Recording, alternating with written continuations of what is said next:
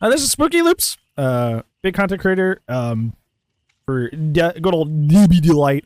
The video is simply stated, "Dear behavior, I'm starting to worry," but on the thumbnail of said video, it has the Skull Merchant, so I'm guessing it's going to be more talking about the reception of the Skull Merchant and probably how it may make this person worry about the future of the game. Remember, I just posted that link. Please go there if you don't know who this person is to give them a subscribe and a like, because that is how you support the official release of the video. This is not our content. This is somebody else's. So the least you can do is be respectful and subscribe and like. That way they get that traction somehow.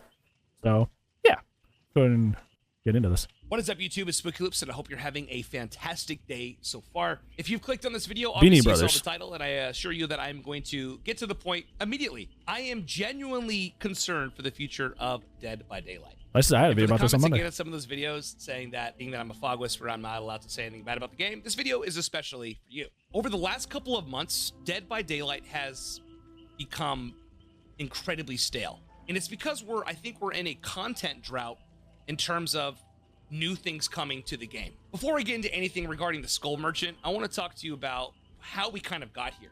Back in 2022, the Knight PTB was released, and right off the bat, aesthetically, the Knight looks awesome. Yeah, very cool. Knight with this massive sword, and he's got these 3 guards and stuff like that. So kudos to the art team; they always kill it. The art team for DVD. Besides with the newest one. Always fantastic. Besides the newest one. However, when I actually first played the Knight, a couple of things like stood out to me almost immediately. That he played like he wasn't really fun to play, right? Fun to win, not fun. Fun to win, not fun to play. Fun to win, not fun to play. EO Master, if you're still here, bud, told me that, gave me a build to have fun with on Monday with Knight, because I said I don't find Knight fun, and it was nowhere to hide in a 3-gen kick build. It was literally the Hens video build. It helped me win, but I wasn't having fun. I was just kicking gens and pushing survivors off gens with my power. I wasn't having fun chases or really doing anything mechanically interesting or difficult. I was just winning. I was letting my perks win the game for me and holding a 3-gen. That was it. I just held a 3-gen and turned my brain off. And like, and there's something to be said for characters that are fun when you turn your brain off. Like Myers, you just stare at people and you insta down them. Pretty cool.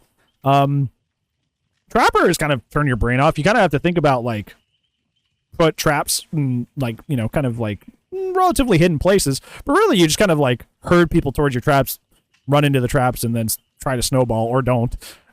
You know, Wraith is probably the apex of turn your brain off killers. You just big bong, use your lunge to hit people, windstorm around the map super quickly. Like there's something to be said for turn your brain off fun killers, but Knight is quite literally like omit the chase in every aspect and just win the game by camping 3-gens. And it's infamously what I call just hostage Knight. Just make the game last forever by being super oppressive at holding a 3-gen, and that's it. But like, you know, you can't do anything else because the character's his time to down is kind of long. So you kind of can't do anything else on this character if you want to win besides play in that super oppressive, annoying manner. So that's like, other than that, he's just kind of like an average C tier character who's incredibly meh. Until you decide you're wanting to hold a 3-gen and make a game last 20 minutes. So it's like, even in the sense of like turning your brain off, the Knight is a very unintuitive character unless you just enjoy winning. Or when when he went to live servers, early on in live servers, essentially what he would do is you'd be able to go ahead and summon one of 3 guards that all had different types of roles essentially, and you would put your sword into the ground, you would stay in an idle state, and you would send a waypoint and where you wanted the guard to go to, which was completely visible. The waypoint, that is, by the way, the pathing. And then you would have a situation where the survivor would see the waypoint and then go, okay, well, I'm just going to go this way. And then you come out of your idle state, you pull your sword out of the ground, you got a guard going this way, and you got a survivor holding W that way because, of course, like I said, all that stuff was visible, right? Each guard emits a patrol radius, which is also visible by both parties, killer and survivor. So another thing as well, too, is survivors would see that and go, okay, well, I'm just going to go around it or just go somewhere else. So one of the things that I caught on to, and it's not just me, it's, a lot of other people caught on to that as well too, was the most effective way to play the Knight was to essentially chase somebody in like, shack or whatever structure and instantly plop a guard down which would nullify the area and Yep. force the survivor to go somewhere else. And that's called zoning, right? And like, it's not really fun for either party, to be honest. Essentially, you're saying like, hey, I don't want you to go here, so I'm going to use my power and throw a guard here and call it a day, and we'll just go chase somewhere else. Yep. So it's like super unfun for either side, right? As far as the Knight's perks, I think the Knight's perks. But like people like Knight because like as long as they get that down, they don't care. Like they like more and more. This is what I was talking about in my Monday video where I talked about why I don't like the way the game is going. Is like all people care about nowadays is winning. It's about that dub. It's about even if you're not on an active kill streak, playing like you're on a kill streak, or survivors, you're playing like you're on an escape streak, even if you're not actively on an escape streak. You're playing your heart out. You want that W. The W is the only thing that matters in the game, and you should only care about getting that W. So it, like he said, I agree with him that I think the Knight is boring on both sides. I don't like playing the Knight for that reason because I need something like more going on upstairs than just me get W, me get win. Yeah. Like I'm not that like easily entertained. Me win. Yeah. Like I need more going on in the match than just securing the W for me to feel like it was a worthwhile use of my time. I want the win to be attributed to things that I did that were skillful or interesting. To me, dry kicking a gen with the right perks and then forcing people away from loops just because I put my power down is not fulfilling. But so much of the community is like kind of like zoning towards this idea of like win at all costs on both sides that like even if something's really boring and unintuitive, the win is all that matters. So that's why people play him anyway, because they don't have to think and they get wins. Because wins are all that matters, and that's kind of an ideology that's being like aggressively starting to like take over our community. It's just yeah, your life is nothing without constant wins. Really fun, and you know, you got Nowhere to Hide, which is a fantastic and super effective fun perk where you kick a gen and you see the aura of any survivor within 24 meters, which is always really cool. Hex Face of Darkness is really beneficial on certain killers or different types of playstyles, but ultimately is, you know, incredibly It's a bad perk. And then It's a bad Hubris, perk. and the only problem with Hubris is whenever you get stunned, the survivor becomes exposed for a certain period of time. My problem with Hubris is, once again, like we were talking about like chase efficiency like last week, I usually hit the survivor before they reach the pallet. So like when they stun me and they're exposed, I'm like, okay, well you're already injured. So like we've been using Hubris here and there lately, and I always hit them before they get stunned, before I get stunned. So it just doesn't matter. It just doesn't matter. A short period of time, and but you kind of have to commit to that perk with a full build, like, you know, Enduring Spirit Fury, stuff like that, which is really, to be honest, the most real effective way to get value from that perk. Aside from that, there wasn't really any, you know, gen defense or regression perks and stuff like that. I think a lot of that stuff helped you more in chase, and I think that's fun. Like that's the funnest part of the game, right? Is the chase. Yep. Between survivor. 1000% agree. As far as Vittorio, yeah, his perks are not too long after that. It looks like Fogwise is a fun perk. Fogwise is a fun perk. Fogwise is diet object of obsession, but without the risk. Fogwise is a good perk. I don't think it's meta at all, but it's a nice B+ tier perk. You get info from getting a great skill check on a gen of where the killer is for a short period of time. It's literally object without the risk of, you know, well, they know where I am because you're only seeing them from over there. So you get the info on what they're doing, but not vice versa. Potential energy, yeah. Potential energy is good for stopping 3 gens. I think his perks they're not. Yeah, I think calling them is a little bit of a. I think it's an over exaggeration. I think they're just kind of like okay B perks. Like they're nice. Besides Quick Gambit. Quick Gambit is literally sandbag people to get value, which is, you know, these things don't go together. Sandbagging is bad, so don't do it. And then it's like, well, I give them value if I sandbag. Well, you shouldn't be sandbagging anyway. Yeah, there's a place for his perks. I think that's the best way to put it, Witchy. There is a place for his perks. There is a place for his perks. I don't think they're bad. I just think that they're B+ perks in a meta dominated by S tier perks, right? Like Sprint Burst, Lithe, Proof, Hyper Focus. You know, like they're B+ perks in a meta dominated by S tier perks.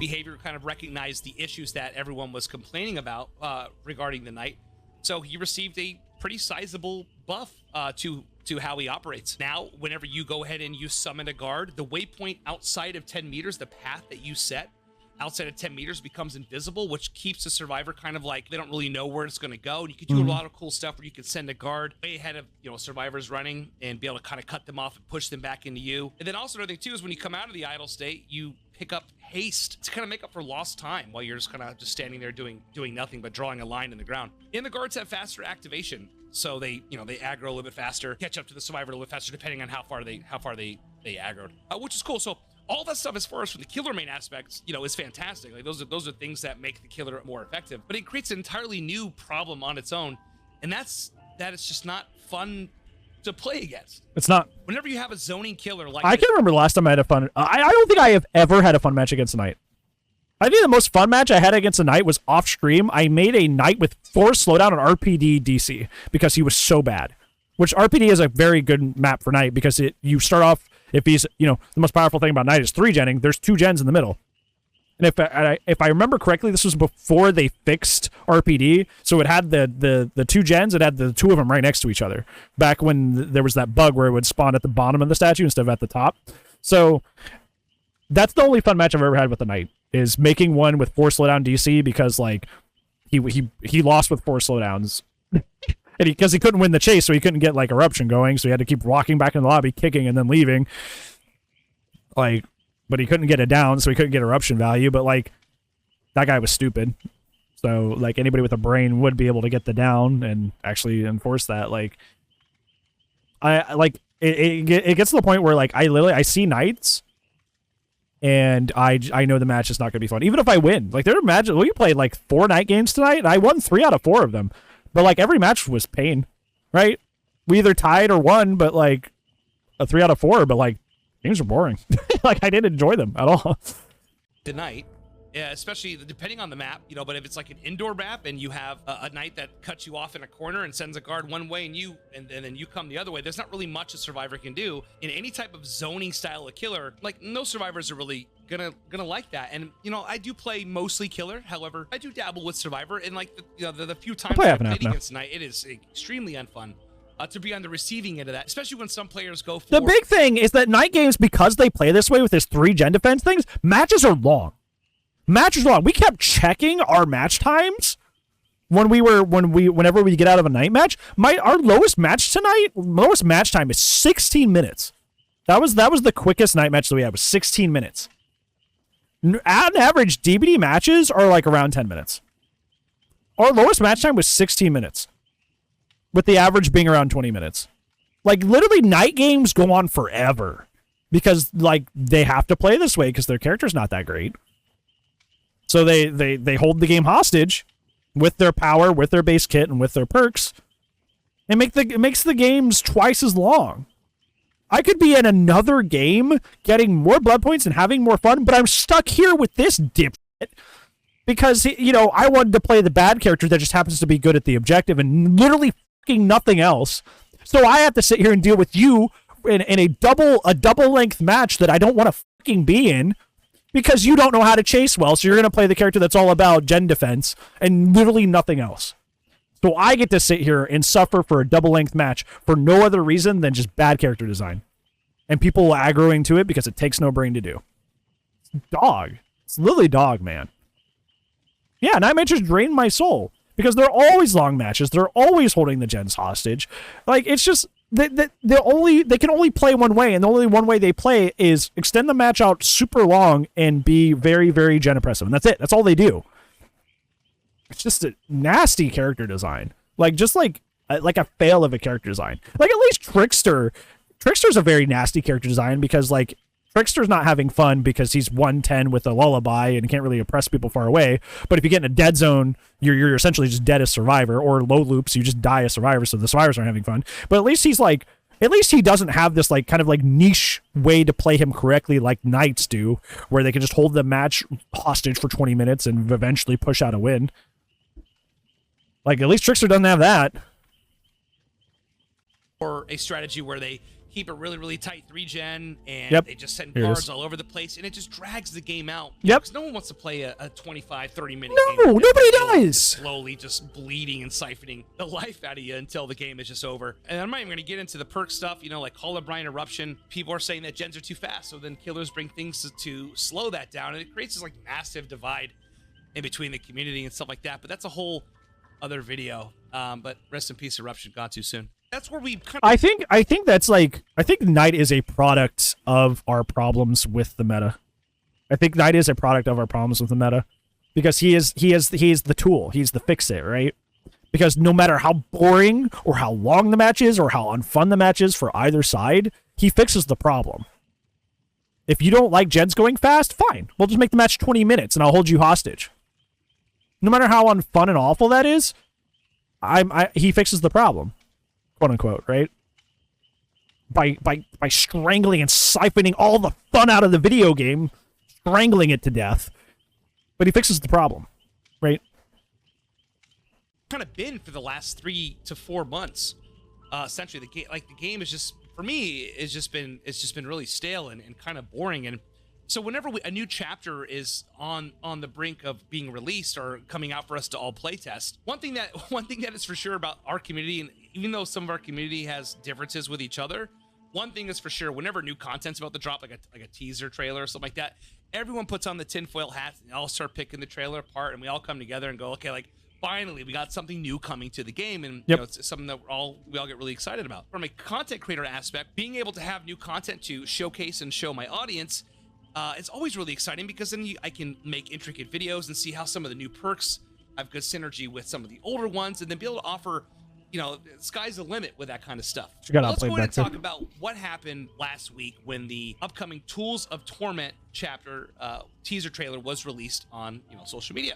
The scene comes in, and you have a workstation with a bunch of tools, and then you hear some, like, you know, robotic pistons or something moving in the background, then you see a skull light up and stuff like that. So the trailer definitely alludes to a mad scientist or some type of, you know, robotic or android type killer. Yep. And which has never been done in the game before. Yeah, I was so excited. People got really, really jazzed about it. Yeah, I was really excited. I was like so excited for them to capitalize on the futuristic like concept, and it was just manga lady with claw.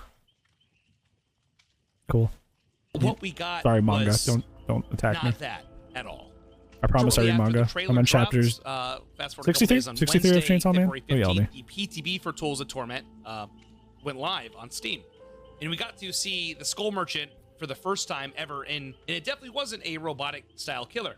A lot of people, including myself, when we got to see the new killer, the Skull Merchant, for the first time, were a little shocked, because it wasn't really what we were anticipating at all. First impressions of the killer was, okay, like, you know, they have, is this a Predator ripoff? Like, what exactly is this? I love how no matter how people feel about this character, everybody's like, why is this just Walmart Predator? Like, literally, this is something we all consistently agree on. It's like, was this a Predator chapter, or what happened? Like, why is this ripoff Predator? like, how like no matter how you feel about it, you're like, wait a minute, this is very Predator-esque. Why?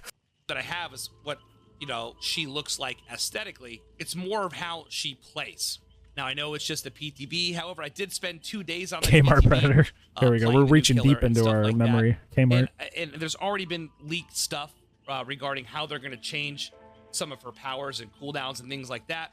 The King, which is another awesome DVD creator, has already made a video discussing the potential leaks for what is going to be changed when the killer hopefully hits live servers, or a patch coming hopefully sooner than later down the road.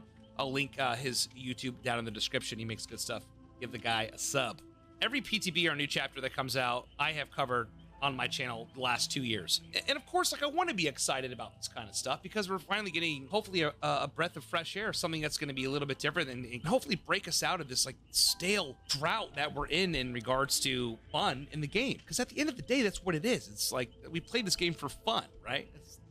It's what it's supposed to be. Yep. So no. It's about winning at all costs. It's about winning at all costs and making sure those 30 survivors get what they deserve.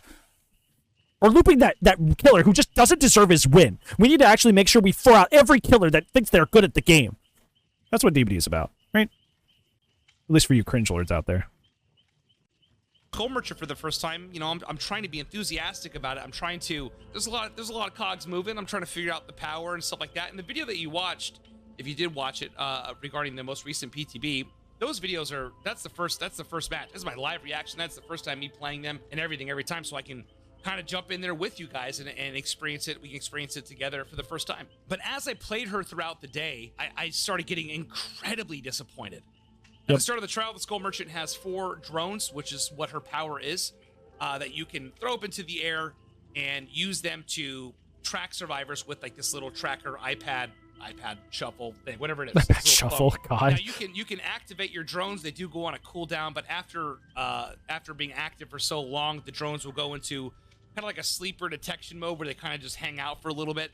And if a survivor comes in the radius, they'll spawn back up, and you get a notification when someone is stepping in your drone. But if they stay in the radius long enough, they have a lock-on feature where essentially you're able to track the survivor for a brief amount of time on your little tablet. Now, a lot of this can be happening while you're in chase with somebody else, where there's a survivor that's being tracked, you know, 100 meters away or whatever. And yeah, it's cool to be able to see them, but you can't really do anything about it at the moment. What I keep saying. Also, while you're no way to act on at it. your device, you do lose speed, so you slow down a little bit, which I think is dumb. Really doesn't make any why? sense. Yeah, exactly. Like, why does she lose speed while looking at her device? If you're looking at your device, you're not in chase, right? There's no reason to look at a device, look at your little iPad while you're in chase, because the reason you're looking at your device is because you're looking for something to go pressure.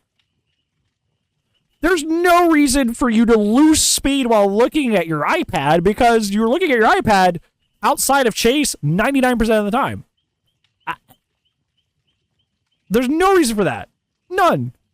It's because it's not like you're winding up a hatchet or something that's going to have some lethality to it. Exactly. It's very subtle, but you definitely slow down when you look at the tablet. So another thing that happens as well too is while the drone is active, and if survivors decide to stay in that drone's detection radius for a certain amount of time, they become exposed. You can then hopefully capitalize on that. It's very situational. Survivor gets exposed just like any other exposed perk in the game. They're going to try to go and find safe passage anywhere else they can go and use every resource possible. And the exposed status effect is only, I think, for like 20 seconds or something like that. It's not. It's very short, and it takes forever to happen. It's incredibly disappointing that I found is being that the Skull Merchant's power and only power is these drones. Survivors can go up to a drone and they can deactivate them. They're given a sequence of buttons that they have to mimic, which is incredibly easy. Then the drone essentially dies and returns back to you. And in return, the survivor gets a claw trap on their arm, which allows you to then be able to track them on your tablet phone thing. But it can be easily removed simply by putting in another sequence of buttons, or literally just waiting, and it eventually will stop tracking you. Anyway, and depending on where this happens, you could be chasing somebody, and then this could be across map. That tent window is really strong on New Shelter. That tent window, where they're deactivating your drone, or there's a claw trap. And it's like a super long wall vault. You're not going to really chase from that survivor to go run halfway across the world to go find them. By the time you get there, the tracker's gone anyway, right? Another feature that the Skull Merchant has is while the drone is active and you are in the radius. By the way, the drone emits a red radius around it that both survivors and killer can see. I think it's a little intense sometimes, and some survivors can really hide behind it depending on how you're looking at it, which is essentially a power that's working against you. But once the Skull Merchant is inside of an active drone, they become undetectable for a short period of time, and it also lingers when you leave for a short period. It's kind of like how the Demogorgon emerges from a portal and is undetectable for a brief amount of time. So here's what we have. We have a killer that has a tracking capability, has an exposed capability, and also has a stealth capability. But the problem is, she's not good at any of them. So what I'm most worried about is which is fine that she's not good at any of them, but I would argue that most of these aspects are useless, right? Like the exposed almost never comes into play. This stealth almost never comes into play. Like, it's not even, like, it's okay to have a jack of all trades, master of none. Matter of fact, that's what I recommended for a Predator chapter, is to have the Predator have all aspects of every killer, except just weak versions of them, so that you were just essentially like a utility belt. But the problem with at least the current version of the Skull Merchant is that her stuff rarely comes into play. Like, it's too weak. It's not even like making a splash at all. Another the problem. Zoning style killer, again, that is not fun to play as, and it's not really that fun to play against. It's nothing that's really intriguing or interactive for both parties. Just a basic killer that has really no chase appeal and doesn't do anything extraordinary or anything that's really, really fun, right? It's kind of similar to what the Knight is, where a survivor can see the active drone and they can go, okay, well, I don't really want to go to this area because I don't want to deal with it. So you're, again, zoning a survivor. She especially hits maximum boredom when you get to the end of a match where there's one generator remaining and you have all 4 drones and you're more isolated, especially if you're holding down a 3-gen or something like that. Got the Knight problem all over again. You just set up your drones all over the place. You can always track them. It draws the match out. It takes forever to finish a game. And that, again, is not what we need. It's not what we want. But whenever killer's bad. Long matches will, like, I made the video Monday talking about, like, sweat is degrading the quality of playing DBD. But so is long matches. DBD does not have enough going on mechanically that is interesting enough to hold a match for 20 minutes of interest. You are sitting on gens, which is 1 button, and then hitting a skill check every once in a while, which is a 2-button. That's a 2-button experience. On killer, if you're just trying to defend gens, you're kicking, which is 1 button. Right? The only interesting thing about Dead by Daylight is the chase. But what's happening is why matches are lasting really long is it's the gen defense meta. That's gen defense based kits for killers or gen defense meta when it comes to the perks. It's like this arms race between who can do the gens faster or who can slow down the gens the most. And like when all those things boil down to often 1 or 2 buttons, but pressing 1 or 2 buttons for 20 minutes is not a fun experience. The reason matches are quick in Dead by Daylight is because there's not a lot mechanically going on. Having a match go on for 20 minutes when majority of the game boils down to pressing 2 buttons is like you start seeing the cracks in the foundation. You start seeing like, man, this game really isn't that fun. Because when the game's like quick, it's like a 10-minute match. You're just like, okay, you're in, you're out.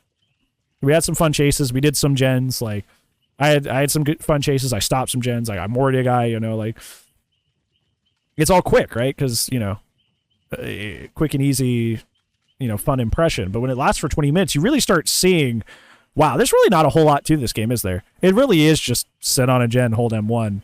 It really is just kick the 3 gens in this circle and win the game. Like, it really starts showing the flaws in the game. It really does. Right? At least we can rely on their teachable perks and maybe use those perks to make our previous killers more fun to play with or have some cool synergy with, new and old perks. But those aren't really that good either.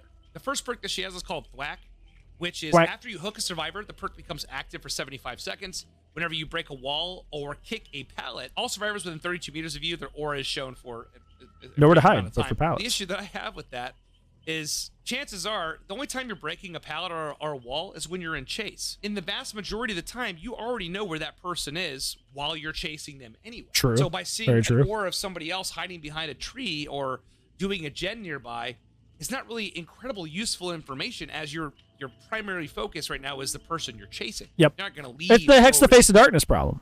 Hex Face of Darkness is only up until from when you injure the survivor to when you down the survivor. So ideally, to get value out of the perk, you gotta not down the survivor quickly, which is the whole point of chase is to down the survivor as quickly as possible. So why is there a perk that only gets value if you intentionally fuck up your chase?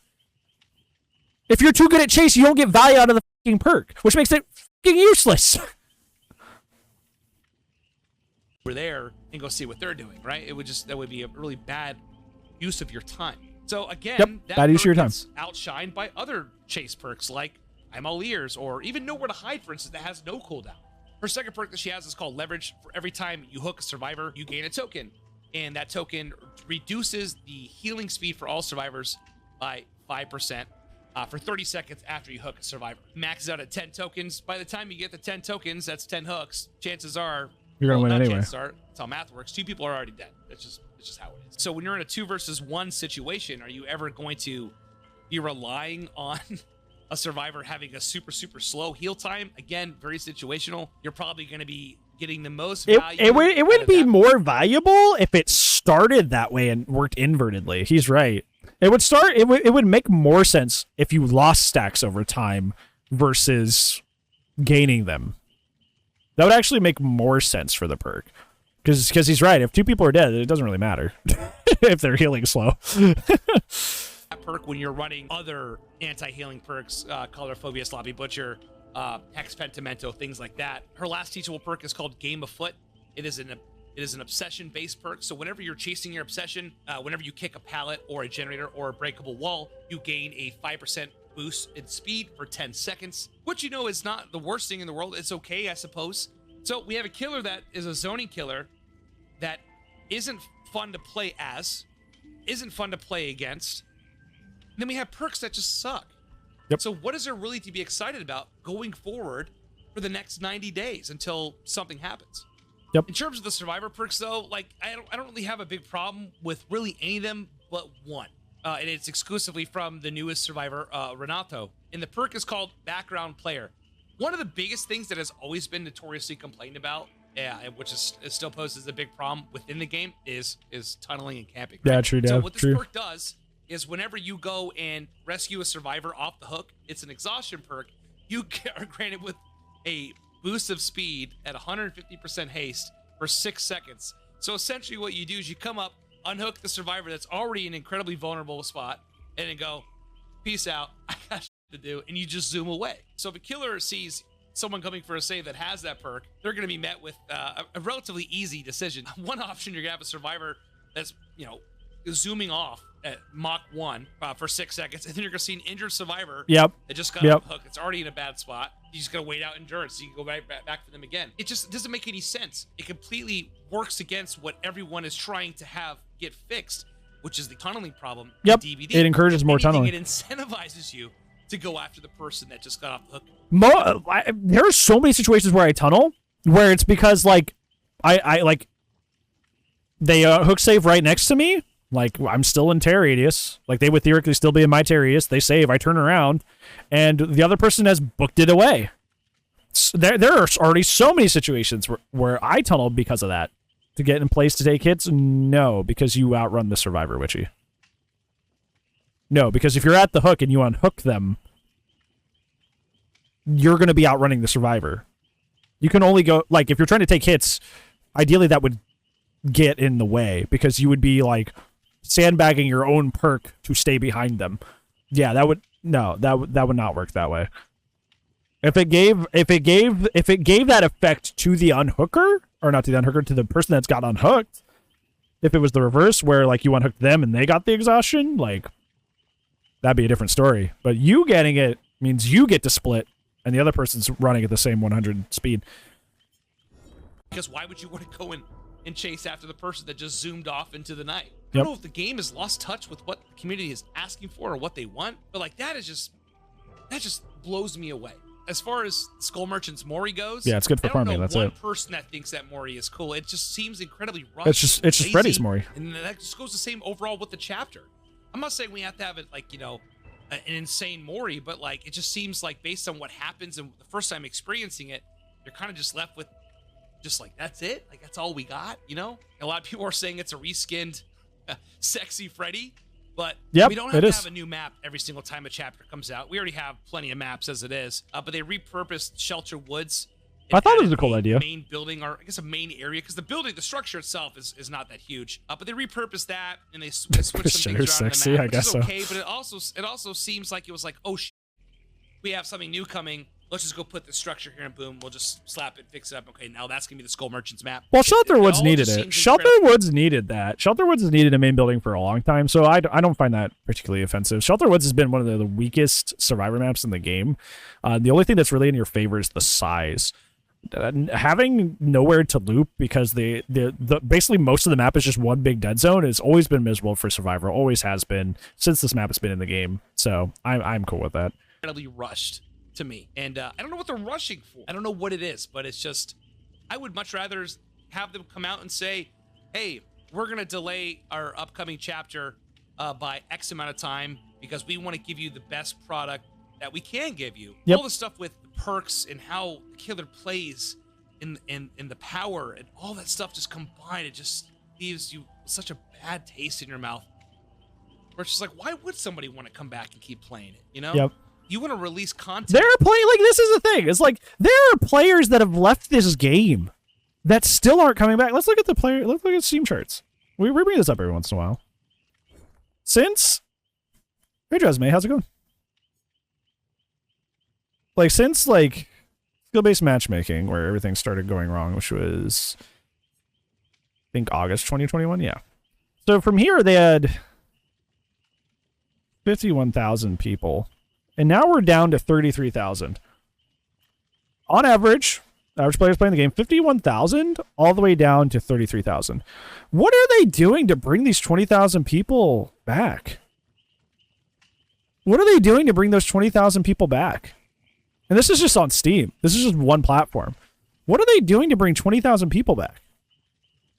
What are they doing to bring those people that are disillusioned and don't want to play the game anymore?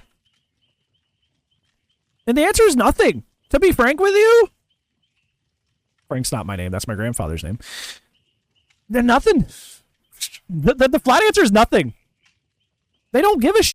They just don't. They don't care that since, you know, skill-based matchmaking back in the day, their player count, it's consistently dropped by 20K. And there are people that have left this game hooked on U-skins out. Sorry, I'll bring him back in. Let's just give you hooked on U-skins. That works. That's totally fine. Yeah, that'll fix it. Oh yeah, we gotta put out another Resident Evil chapter. Put out a third Resident Evil chapter. That'll fix it. Like, they're doing nothing to bring these players back. They're not. They are doing nothing to bring the 20,000 people that have left this game. Because the people that are leaving this game are not the people that just got it because they're scared. They're still scared of the killer tear radius and all this stuff. It's the longtime players that they're losing. They're losing the longtime players. That's who they're losing. They're losing the longtime player base. They're losing the veteran players. That's exactly like what he's talking about. Is like the game is getting so incredibly stale for people who've played this game for years that they're just leaving. They're dropping like flies. How many DBD content creators have you seen that used to main this game move on to other stuff? How many DBD content creators have you seen just like either stop streaming or move to a completely different game? That are like classic DBD streamers that just don't even play the game anymore or play it way less. It's just like when I see that, all of them, I look at it and I feel concerned when I see that. I'm like, whoa, that's not good. That like the most, and in theory, your most committed player base, right? The people that devoted the most hours to your game, like especially the content or the big content creators, devoted their lives to maining your game and broadcasting it for people to watch, are leaving. But I guess as long as you have a new player pool that is consistent, like, you don't care, I guess. And it's just like, I feel like it's a snake eating itself, because it's like, well, at least we have the new players, but the new players will become the old players who become disenfranchised. The problems aren't gone just because new players don't know about them yet. They're eventually going to hit a ceiling too. The new players will eventually hit a ceiling too, where they also realize that, wow, this is kind of sucky. This is kind of crappy. Like they're also going to hit that ceiling of disenfranchisement, just like the veteran players have, because the new players will eventually be moderately seasoned players or veterans themselves, and they will run into the same disenfranchisement and frustration. We're just hoping to find a new game that can replace this one. This is what we were talking about this earlier, and I brought this up in the Monday video too. It's like people seem to think that like there's this standard banner that because DBD is like the only big popular ASIM, that people won't leave the game. And I will agree that it makes it less likely for them to leave the game. But in reality, they're just going to play different games. They're going to go play MOBAs. They're going to go play FPSs. They're going to go play MMOs. They will leave the genre. If they're not having fun, they're not having fun. They'll just go to a different genre. Why? Like, just because they're the only kind of like ASIM that remains popular does not mean that the people who are absolutely miserable will stay with the game. Are they more likely to? Yeah. Are there people that definitely do that? Yeah. But people will just go play different games. People will go play Rainbow Six Siege. People will go play Valorant. People will go play Apex. People will go play Dota. People will go play League. People will go play other games. The DBD of Valorant pipeline is crazy. Yeah, it's the DBD retirement home. We were talking about that joke earlier. There's plenty of DBD retirement homes out there. People will go play different games. They will leave the genre rather than have a bad time. Stardew Valley, woo! Cozy games. People will leave the genre. And if you're one of those people that's like DBD is invincible because it's the only king in its genre, you're just wrong. People will prioritize their own fun and happiness over sticking to a genre that they like. They will. So, yeah, keep that in mind. Where you can have someone that's never experienced the game before to see that and go, you know what? I want to play as that. I want to be involved in this. What's so baffling to me is Intro time. Texas Chainsaw Massacre, which is going to be a 4 versus 3 ace especially for Fog Whisper, is right around the corner. And I think that's going to be the only game that's really going to be able to challenge and rival. Yeah, we were just talking about that. I hope it is. I hope it does. Imagine that, being able to play Killer with 2 of your other buddies versus 4. Yeah, that sounds fun. That's never really been done before. That's going to be awesome to play as. I know BHVR is committed to releasing new chapters essentially like every quarter. And unless we're on the brink of the most monumental 7-year anniversary of all time, and hopefully we get some banger chapter that comes out, I don't foresee the game lasting that long just by simply releasing a new characters. And that's it. Like, there's got to be, something's got to give, something's got to change, because at the end of the day, the game is in decline. I'm gonna say this, and this is gonna be awkward, and I hate saying this. If they get FNAF, the game won't die. I'm dead ass. I'm not fibbing. There's no joke here. There's no punchline. If they get FNAF, the game will last like another 10 years. I'm not even joking with you. If they can get the FNAF community in this, if we have a FNAF chapter, the game won't die. That is, he's like, where's our banger chapter that saves the game? It's FNAF. If they get FNAF on install, yeah, you can hate it, but FNAF is an enterprise. It prints money. FNAF prints money. You could make the most garbage, you could make the most garbage anything. Toy. You make the garbage toy. You make the most garbage game. You can make the most garbage stuffed animal.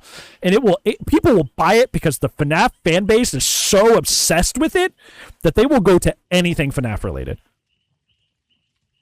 They are devoted, loyal, hive mind gamers. And if you mix those communities, the game will unironically not die.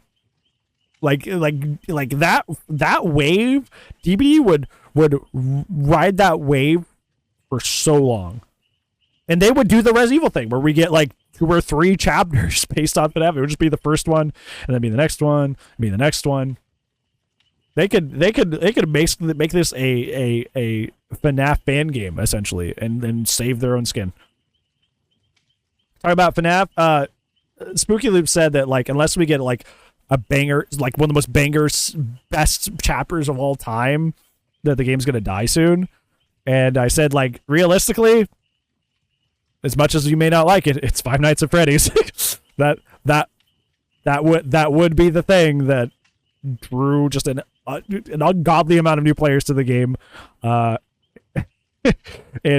print behavior money. Literally print behavior money. Slenderman, no. Slenderman can do that? Slenderman's a meme from like 10 years ago. Slenderman's was like cool in 2009. No way. Not even close. Alien would be cool, but Alien would not have the impact FNAF would. A bunch of little kids, mascot horror nerds coming in, spending money like wazoo, buying all the new skins, buying the chapter. Like, no. Yeah, Slenderman was cool when I was in high school. Yeah.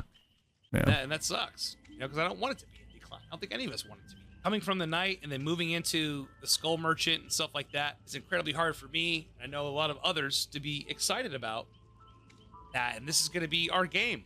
This is what we're going to be playing for the next. Yeah, he's tall and boring. He's your type, which happens and shakes things up and offers something that's fun. Because at the end of the day, that's what we want. Tall, thin, boring. Fun to play. Like I said at the beginning of the video, I can't speak on behalf of everyone, but me personally, I am concerned for the future of this game, because I wanted to do great. I wanted to stay healthy and bring in the new player base and stuff like that. But anyways, I'm gonna wrap this up here. Let me know what you think down in the comments. Would love to hear your side and your take and what your perspective is and what you're hoping the game will do in the future and what you ultimately think of the new chapter coming out. By the way, if you made this part of the video and you are not subscribed yet, please consider doing so. Which you should do, because it's not our content. 500,000 subscribers, which is insane. Takes 2 seconds, helps the channel out a whole lot, and you'll be able to stay on top of all the new videos I got coming out. That's pretty much it. I just want us all to have fun. That's all. Catch you on the next one. No fun, only winning. No fun, only winning in my Dead by Daylight. Yeah, I agree. I think like the night into the Skull Merchant is kind of just, and I feel like that's. I feel like I haven't brought this up in any of the videos we've talked about it so far. I feel like that's why